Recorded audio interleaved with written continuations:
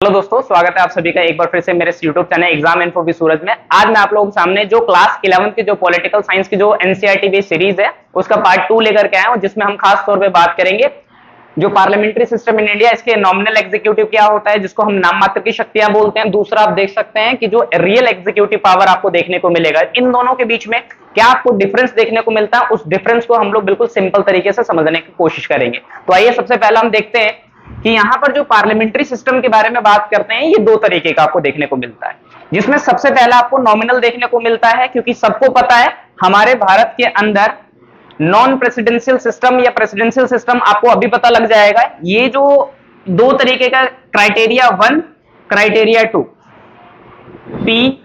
P और PM, इसको हम लोग क्या बोलते हैं? प्रेसिडेंशियल सिस्टम बोलते हैं, अध्यक्षात्मक व्यवस्था बोलते हैं, और यहां पर क्या बोलते हैं? अर्ध अध्यक्षात्मक व्यवस्था की बात करते हैं। इसमें आपको क्या देखने को मिलता है? जहां पर जो पावर होती है वो दो भागों में बढ़ जाती है, एक साइड में पीएम हो जाता है, एक साइड में प्रेसिडेंट की बात करते हैं। दूसरे में हम बात करते हैं यहां पर सिर्फ और सिर्फ इस वाले सिस्टम में आपको प्रेसिडेंट देखने को मिलता है, जैसे अमेरिका। और इंडिया की बात करते हैं तो इंडिया में आपको राष्ट्रपति भी देखने को मिलता है और प्रधानमंत्री भी देखने को मिलता है। तो आइए बात करते हैं सबसे पहले नॉमिनल एग्जीक्यूटिव, यानी कि जो वास्तविक शक्तियां।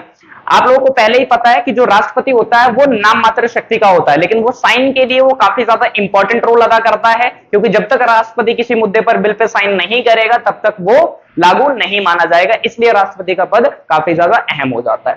बात करते हैं सबसे पहले यहां पर इलेक्शन के बारे में कि जो राष्ट्रपति का चुनाव होता है वो कितने सालों पे आपको देखने को मिलता है? 5 सालों पे देखने को मिलता है। और जब 5 सालों पे चुनाव होता है तो उनका किस तरीके से चुनाव होता है? चुनाव के दो तरीके आपको देखने को मिलते हैं, एक होता है डायरेक्ट, एक होता है इनडायरेक्ट। तो जो इनडायरेक्ट में चुनाव होता है वो इलेक्शन खासतौर पे किसका होता है? दो ही जने का होता है, दो ही पोस्ट के लिए होता है, एक होता है प्रेसिडेंट राष्ट्रपति, दूसरे को क्या बोलते हैं? उपराष्ट्रपति की बात। आप लोग बोल सकते हो यार, कोई दिक्कत वाली बात नहीं है बीच में, ठीक है, कोई दिक्कत नहीं है। हम बात करते हैं यहां पर अब इनडायरेक्ट इलेक्शन होता क्या है।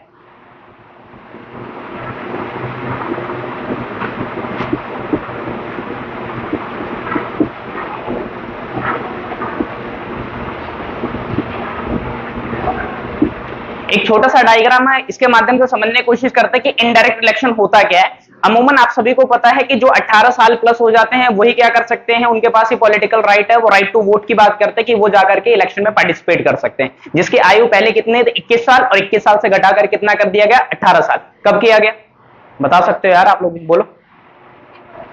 61st अमेंडमेंट 1989 की बात करते हैं। क्या जो 18 प्लस हो गया क्या वो प्रेसिडेंट और वाइस प्रेसिडेंट के इलेक्शन में पार्टिसिपेट कर सकता है? तो आप कहेंगे बिल्कुल भी नहीं। यहां पर हम बात कर रहे हैं आम जनता है, जो 18 प्लस है वो किसका चुनाव करता है? अपने एमएलए का चुनाव करता है, अपने एमपी का चुनाव करता है, अपने मुखिया का चुनाव करता है। लेकिन क्या यही व्यक्ति इसमें पार्टिसिपेट कर सकते? नहीं कर सकते। इसी को इनडायरेक्ट सिस्टम कहा जाता है। क्यों? क्योंकि वहां पर जो नॉर्मल सिविलियन है 18 साल पार है वो पार्टिसिपेट नहीं कर सकता है। क्यों? क्योंकि हम लोगों ने जिस एमपी को चुना है वही एमपी मिलकर के क्या कर सकते हैं? वाइस प्रेसिडेंट और प्रेसिडेंट के इलेक्शन में पार्टिसिपेट कर सकते हैं। इतना आप लोगों को क्या करना है? ध्यान में रखना है।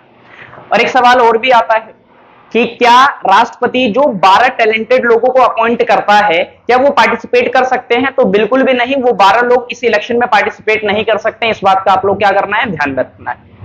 अगर हम यहां पर बात करते हैं तीसरा, यहां पर क्या सिंगल ट्रांसफरेबल वोटिंग सिस्टम की बात करते हैं। क्या भारत के अंदर एकल संक्रमणीय मत प्रणाली आपको देखने को मिलता है, जो ब्रिटेन से लिया गया? मतलब क्या है कि हर व्यक्ति के पास one man one vote system है। ये भी कहां से लिया गया? ब्रिटेन से लिया गया, जिसमें चाहे वो अंबानी हो, अडानी हो, या कोई मिडिल क्लास या गरीब आदमी हो, हर किसी की वोट की वैल्यू क्या है? सिंगल की बात करता है। और करंट वे में आप अभी नाउ डेज क्या आपको देखने को मिलता है? इलेक्शन कमीशन किस तरीके से पकड़ा गया है, नंबर ऑफ वोट काउंट्स के बारे में बात करते हैं, जो कि करंट मुद्दा आपको देखने को मिल रहा है।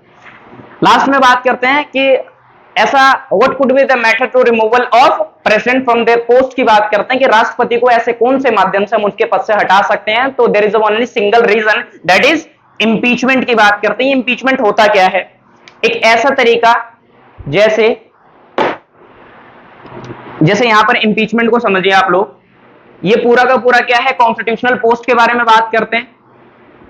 यहां पर राष्ट्रपति है। अब राष्ट्रपति जैसे ही इस अपने कॉन्स्टिट्यूशनल पोस्ट से क्या करेगा? अपने पावर से मिसयूज करेगा, इस संविधान के दायरे से बाहर जाएगा, इसके ऊपर क्या लगा दिया जाएगा? इंपीचमेंट लगा दिया जाएगा। क्या उसके लिए कोई तरीका होता है? तो जी हां दोस्तों, आपको यह ध्यान में रखना है, लोकसभा मतलब जिस भी सेशन से, चाहे वो लोकसभा हो चाहे वो राज्यसभा हो, दोनों में से किसी में, जहां से अगर मान लीजिए हम लोग क्या है राज्यसभा के मेंबर है, तो हम लोगों को क्या करना है? राष्ट्रपति के खिलाफ इंपीचमेंट लगाना है। तो राज्यसभा के 2/3 मेजोरिटी मेंबर से क्या करना, 14 दिन पहले ही आपको राष्ट्रपति को एक नोटिस देना पड़ेगा कि आपके खिलाफ इंपीचमेंट लागू होने जा रहा है, जिससे कि राष्ट्रपति को यह टाइम मिल जाता है कि वो अपने बचाव में कुछ पॉइंट्स रख सके।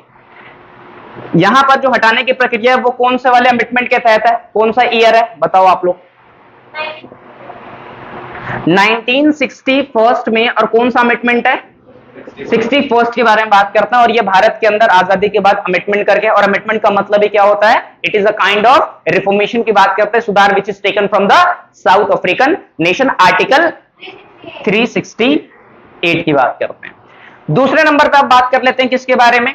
यहां पर जो राष्ट्रपति है, क्या उसकी वाकई में कोई पावर है? तो आपको जी हाँ यहां पर पावर देखने को मिलता है। एग्जीक्यूटिव, एग्जीक्यूटिव में क्या आ जाता है? आप बात करते हो दो तरीके के आ जाते हैं, एक तो परमानेंट आता है, एक नॉन परमानेंट आता है। परमानेंट में आपको क्या आ जाते हैं? सिविल सर्विसेज वाले आ जाते हैं। नॉन परमानेंट वाले में कौन से आते हैं? पॉलिटिकल पार्टीज की बात करते हैं, जैसे अभी बीजेपी सेंटर में है, कोलिशन गवर्नमेंट में। बाकी जो अपोनेंट पार्टी है वो क्या है? खासतौर पर विरोधी है। दूसरा क्या? लेजिस्लेचर, कानून बनाने में अपना अहम योगदान। कि लास्ट अप्रूवल साइन के लिए किसका आता है? राष्ट्रपति का आता है। लीगल का मतलब क्या है? संविधान के दायरे में रह करके कोई भी राष्ट्रपति काम कर सकता है, लेकिन जैसे संविधान के बाहर जाकर के काम करेगा उसको क्या करना पड़ेगा भाई? अपने पोस्ट से त्याग देना पड़ेगा। अच्छा, राष्ट्रपति किन किन माध्यमों से त्याग दे सकते हैं? सबसे पहला तो क्या? रेजिग्नेशन हो सकता है कि वो खुद से ही क्या कर रहा है? इस्तीफा दे रहा है। दूसरा तरीका क्या हो सकता है? आकस्मिक सडन डेथ की बात करते हैं कि वो मर गए, आप बात करोगे। तीसरा क्या आप बात करते हो? किसी फॉरेन दौरे पे चले गए और वहां पर उनकी तबीयत खराब होगी, तो उस चक्कर में क्या हो सकता है? पोस्ट खाली हो सकता है। चौथा तरीका क्या हो सकता है? इंपीचमेंट हो सकता है। तो ये तरीके हैं जिससे कि राष्ट्रपति को उसके पद से क्या कहा जा सकता है? हटाया जा सकता है। अगला क्या है? इमरजेंसी। ये ज्यादा इंपॉर्टेंट है। इमरजेंसी में आर्टिकल 352 में क्या है? इंटरनल है, एक्सटर्नल है? एक्सटर्नल की बात करते हैं। और इसका इस्तेमाल 1961 और सेकेंड 1971, ध्यान रखना है दोस्तों। यहां पर हम बात कर रहे हैं किसके बारे में? इमरजेंसी के बारे में। तो चाइना वॉर के दौरान, और दूसरा क्या है? जब बांग्लादेश का फॉर्मेशन हुआ था। और तीसरा कब?